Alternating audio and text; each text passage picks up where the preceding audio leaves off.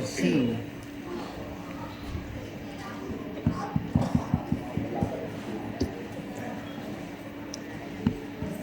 Today, we bring you one of the most joyful and cooperative folk dances from Visayas, Tiklos.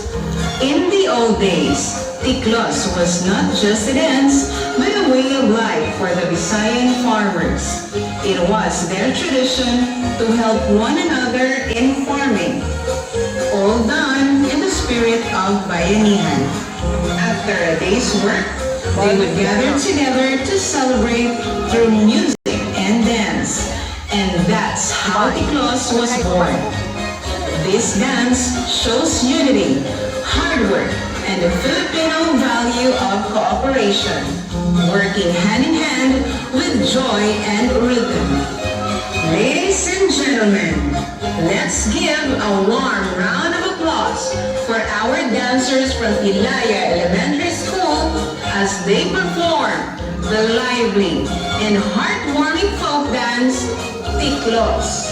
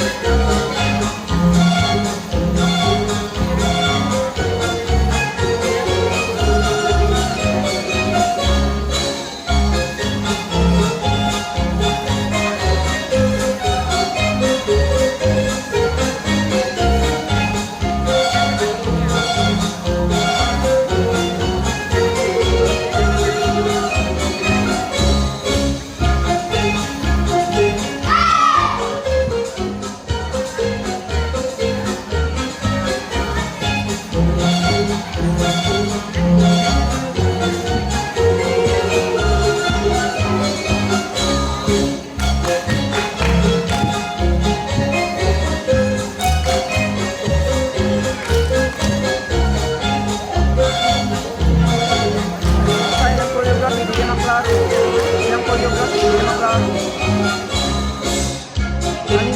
Ano yung choreography, ani?